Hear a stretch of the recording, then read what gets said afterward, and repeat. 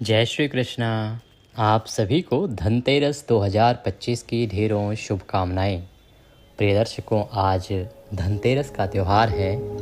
आप सभी को अवश्य ही सुननी चाहिए धनतेरस की यह कथा। जो लोग व्रत करते हैं वो इसे व्रत पूर्ति के लिए सुनते हैं। जो धनतेरस का व्रत नहीं करते हैं वो इसे माता लक्ष्मी, कुबेर और धनवंतरी जी का आशीर्वाद प्राप्त करने के लिए सुनते हैं। आशा करते हैं आपने आज व्रत संकल्प आदि कर लिया होगा। व्रत संकल्प पूजन आदि करके आपको यह कथा श्रवण करनी चाहिए। इस कथा को श्रवण करने का कोई समय नहीं है। प्रातः काल से प्रदोष काल, रात्रि काल तक आप इसे कभी भी श्रवण कर सकते हैं। इसे सुनने का एक ही विधान है, माँ लक्ष्मी के चरणों की वंदना, धनवंतरी और कुबेर भगवान के चरणों की वंदना करते हुए उनके चरणों में चित्त को लगाते हुए इसका श्रवण करना चाहिए। शास्त्र कहते हैं कि इस कथा को श्रवण करने से मनुष्य की आर्थिक स्थिति सुदृढ़ होती है, माता लक्ष्मी का आशीर्वाद प्राप्त होता है, कुबेर भगवान के आशीर्वाद से घर में धन धान्य संपत्ति की प्राप्ति और उसके मार्ग प्रशस्त होते हैं, सुगम होते हैं, तथा धनवंतरी जी के आशीर्वाद से आपका स्वास्थ्य उत्तम होता है। तो आइए कथा आरंभ करेंगे। आपसे निवेदन है कि यह पवित्र माता लक्ष्मी, कुबेर और धनवंतरी जी की कथा है, तो कृपया वीडियो को एक बार लाइक अवश्य कर दीजिएगा। सदा माता लक्ष्मी का वास घर में रहे, उनकी कृपा बनी रहे, इसके लिए अवश्य ही कमेंट बॉक्स में लिखिए जय माँ लक्ष्मी, जय कुबेर देव, जय धनवंतरी। आप देख रहे हैं देवभूमि ज्योतिष संस्थान का प्रतिष्ठित यूट्यूब चैनल देवभूमि धार्मिक। हम यहाँ सभी व्रत और त्योहारों की सही शास्त्रीय जानकारी प्रदान करते हैं। ज्योतिष शास्त्र और पंचांग के आधार पर बताते हैं कौन सी तिथि कब है, व्रत आदि कब करना है। तो आप भी सभी व्रत और त्योहारों की सही जानकारी पाते रहना चाहते हैं तो कृपया चैनल को सब्सक्राइब कीजिए और बेल आइकन को प्रेस कीजिए। आइए कथा आरंभ करते हैं। आज कार्तिक मास कृष्ण पक्ष त्रयोदशी तिथि है।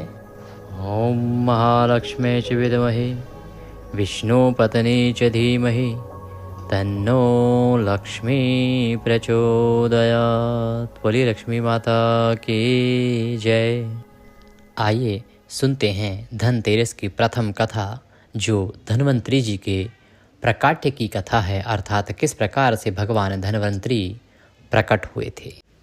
यह कथा विष्णु पुराण के अंदर वर्णित है। एक बार की बात है, देवताओं और असुरों के बीच भगवान विष्णु ने सामंजस्य स्थापित कराकर उन्हें समुद्र मंथन की सलाह दी। कहा कि समुद्र का मंथन करो, इससे जो अमृत निकलेगा उसका तुम पान करो और अपने जीवन को उत्तम बनाओ। भगवान विष्णु की सलाह पर देवताओं ने असुरों के साथ समझौता किया और दोनों ने मिलकर समुद्र का मंथन आरंभ किया। इस मंथन को करने के लिए मथनी कौन बनेगा और किस प्रकार से ये मंथन होगा, तो भगवान विष्णु के सुझाव पर मंदराचल पर्वत को मथनी बनाया गया और वासुकी नाग को रस्सी के रूप में उपयोग किया गया। भगवान विष्णु ने कच्छप का अवतार लेकर मंदराचल पर्वत को अपनी पीठ पर स्थिर रखा, अर्थात भगवान विष्णु समुद्र के तल में गए, कच्छप बने और उस मंदराचल पर्वत को धारण किया, जिससे कि उसे मथनी की तरह मथा जा सके और घुमाया जा सके। और फिर भगवान के आशीर्वाद से यह प्रक्रिया बिना किसी बाधा के चल सके, इसके लिए भगवान ने सभी को आशीर्वाद दिया और इस प्रकार समुद्र मंथन आरंभ हुआ। मंथन के आरंभ में देवताओं ने नाग को मुख की ओर से पकड़ा और दानवों को पूंछ की ओर से पकड़ने के लिए कहा। दानव तो दानव होते हैं, उन्हें लगा ये उनका अपमान है कि वो नाग को पूंछ की ओर से क्यों पकड़ें, वो तो मुख की ओर से पकड़ेंगे। अतः भगवान विष्णु के कहने पर देवताओं ने कहा कि ठीक है, इनको मुख की ओर से पकड़ने दो। वास्तव में ये भगवान विष्णु की योजना थी। वो जानते थे कि जिस ओर से देवताओं को आरंभ में नाग को पकड़ने की सलाह दी जाएगी, दानव उसका विरोध करेंगे। इसीलिए उन्होंने देवताओं को पूंछ की ओर से पकड़ने की सलाह दी, क्योंकि मुख की ओर से वासुकी नाग को पकड़कर समुद्र को मथना संभव नहीं था। वासुकी नाग बड़ा ही जहरीला था। वह जहर ना भी उगले तो भी उसकी जो श्वास आएगी, उस श्वास के मात्र से ही दानव परेशान हो जाएंगे, या जो मुख की ओर से पकड़ेगा वह घायल हो जाएगा। इसीलिए भगवान ने पहले कहा देवताओं को कि मुख की ओर से पकड़ो। वे जानते थे कि दानव इसका विरोध करेंगे। उन्हें कभी यह प्रिय नहीं होगा कि विष्णु के कहने पर देवता वहाँ लग रहे हैं, इसका अभिप्राय है कि कुछ लाभ होगा। तो जब देवताओं ने मुख की ओर से पकड़ा, दानवों को लगा ये विष्णु के कहने पर कर रहे हैं, निश्चित ही इसमें कुछ छल है। अतः उन्होंने कहा हम पकड़ेंगे मुख की ओर से। यही तो भगवान नारायण चाहते थे। इस प्रकार यह समुद्र मंथन आरंभ हुआ।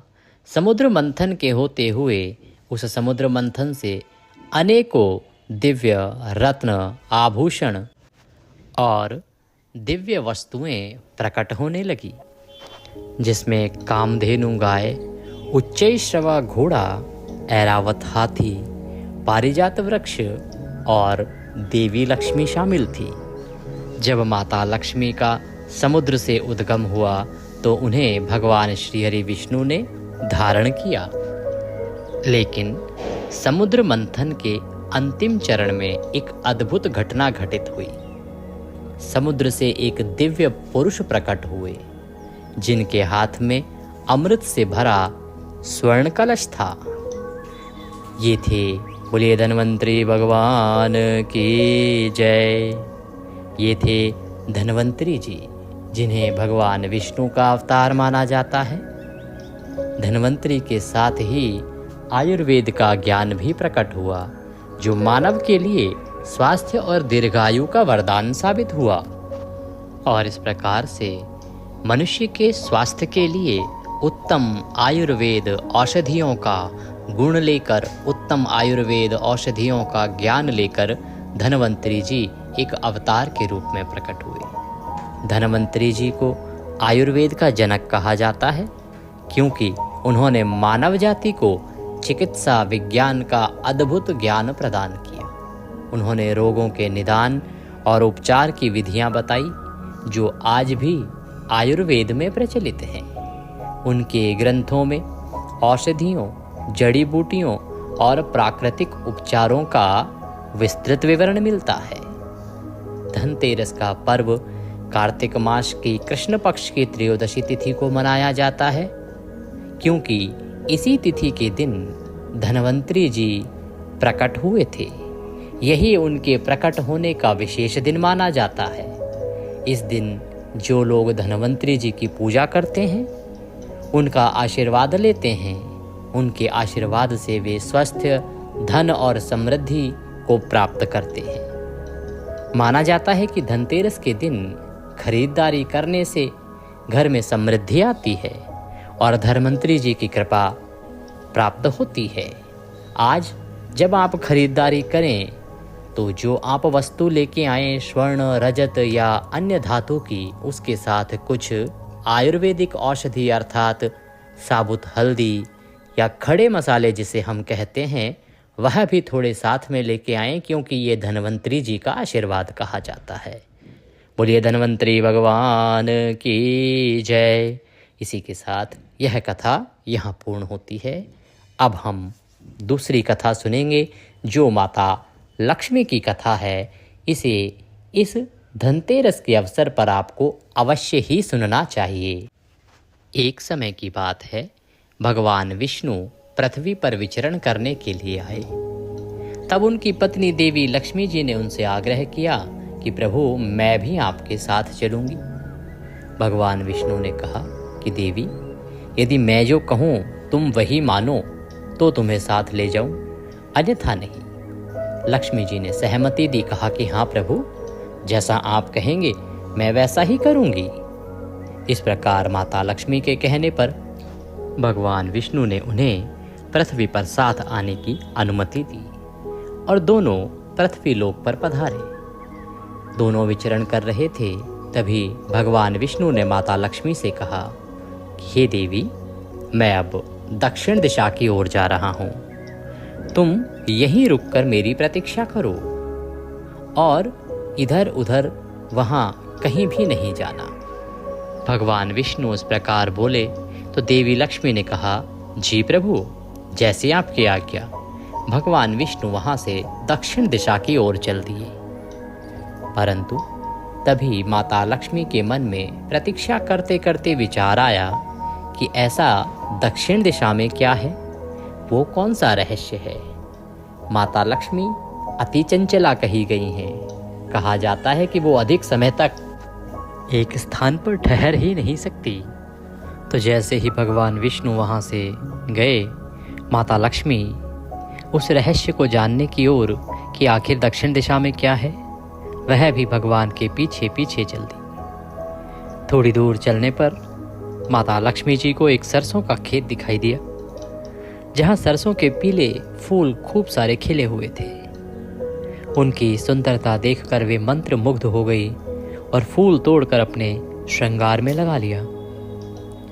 फिर वे आगे बढ़ी तो एक गन्ने का खेत दिखाई दिया।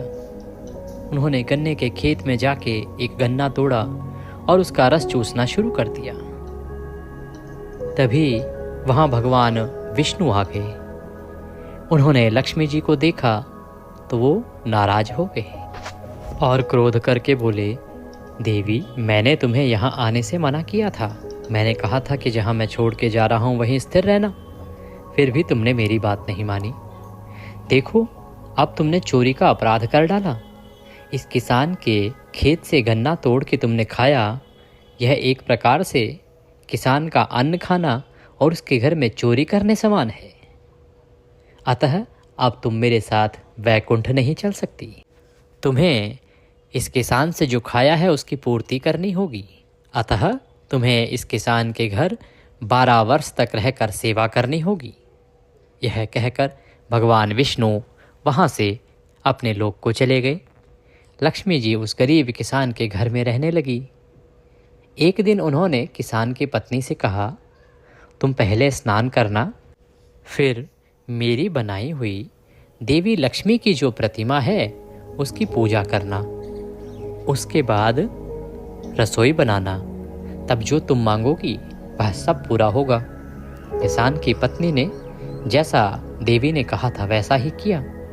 पहले स्नान किया। स्नान करके देवी की बनाई हुई लक्ष्मी जी की प्रतिमा का पूजन किया और पूजन करके रसोई बनाई। पूजा के प्रभाव से और माता लक्ष्मी की कृपा से अगले ही दिन से किसान के घर में अन्न, धन, रत्न, सोना आदि सब भर गया। हर तरफ स्वर्ण ही स्वर्ण हुआ, धन ही धन हुआ। लक्ष्मी जी ने किसान को संपन्न बना दिया और किसान के 12 वर्ष बड़े आनंद में व्यतीत हुए। 12 वर्ष बाद जब लक्ष्मी जी जाने को तैयार हुई तो भगवान विष्णु उन्हें लेने आए, पर किसान ने उन्हें जाने नहीं दिया। किसान ने कहा कि देवी, आप नहीं जा सकती। भगवान विष्णु ने कहा, इन्हें कोई भी रोक नहीं सकता, वे चंचल स्वभाव की हैं। तुम्हारे यहाँ 12 वर्ष से सेवा कर रही थी, अब उनका समय पूरा हो चुका है। लेकिन किसान ने हठ ठान ली और कहा कि नहीं, देवी यहाँ से नहीं जा सकती। कहा वे लक्ष्मी जी को जाने ही नहीं देंगे। तब माता लक्ष्मी ने कहा, यदि तुम मुझे रोकना चाहते हो तो मेरी बात सुनो। कल कार्तिक मास के कृष्ण पक्ष की त्रयोदशी का दिन है, तेरस का दिन है। इस दिन तुम अपने घर को अच्छी तरह साफ करो, रात्रि में घी का दीपक जलाओ और शाम को मेरा पूजन करो। साथ ही एक तांबे के कलश में रुपए रखो, मैं उसी कलश में निवास करूंगी। पूजा के समय मैं तुम्हें दिखाई नहीं दूंगी, पर इस एक दिन की पूजा से मैं तुम्हारे साल भर तुम्हारे घर में रहूंगी। लक्ष्मी जी के इस आदेश के बाद दीपकों की रोशनी पूरे घर में फैल गई। किसान ने जैसा माता ने कहा वैसा ही किया। तेरस के दिन सायंकाल को दीपदान किया, रात्रिकाल को माता लक्ष्मी का पूजन किया और तांबे के कलश में रुपए भरकर रखे। जैसा देवी ने कहा था ठीक वैसा वैसा ही किसान के द्वारा किया गया, और उस दिन की पूजा के बाद उनका घर धन धान्य से और अधिक भर गया। यही कारण है कि प्रतिवर्ष कार्तिक कृष्णा तेरस के दिन लक्ष्मी जी की पूजा होती है, और जो साथ में कुबेर देवता की पूजा करता है उसके घर में सदा धन धान्य के भंडार रहते हैं। बोलिए लक्ष्मी माता की जय। इसी के साथ ये कथा यहाँ पर पूर्ण होती है। पूजन में कथा आदि सुनने के बाद आरती करें, और आरती करके नियम के अनुसार दिन को व्यतीत करें। रात्रि काल को माता का पूजन करना चाहिए, ब्राह्मण को दान दक्षिणा आदि देने चाहिए। तदुपरांत आप व्रत को खोल सकते हैं। कुछ कहना चाहते हैं, पूछना चाहते हैं तो कमेंट बॉक्स में लिख के पूछ सकते हैं, कह सकते हैं। व्हाट्सएप के माध्यम से भी जुड़ सकते हैं। दक्षिणा के रूप में यदि कुछ भी भेजना चाहते हैं तो आपकी स्क्रीन पर नंबर आ रहा है 900 से, उस पर आप भेज सकते हैं, या जो QR कोड आ रहा है उसको स्कैन करके सीधे हमारे बैंक खाते में भी भेज सकते हैं। दीपावली की विशेष पूजा विधि का वीडियो हमने अपलोड किया है, उसका लाभ लीजिए। और धनतेरस की विशेष पूजा विधि का वीडियो भी हमने अपलोड किया है, उसका भी लाभ लीजिए। दिवाली का जो पूजन है हमने करके दिखाया है, आपके लिए बड़ा उपयोगी रहेगा। माँ सब पर कृपा करें। आप सभी को धनतेरस की शुभकामनाएं और दीपावली की अग्रिम शुभकामनाएं। जय माँ लक्ष्मी।